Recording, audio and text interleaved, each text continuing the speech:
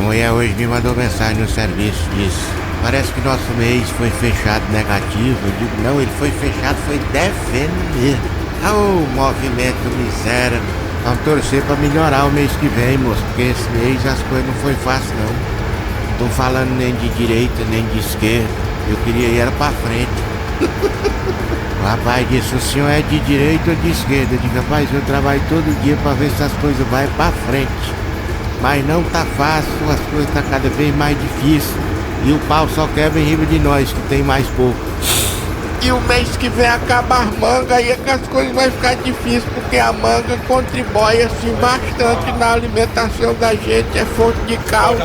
Aqui onde eu moro tem muito pé de manga, a gente faz suco de manga, faz vitamina, salada de manga, bota manga no feijão. God have mercy upon us.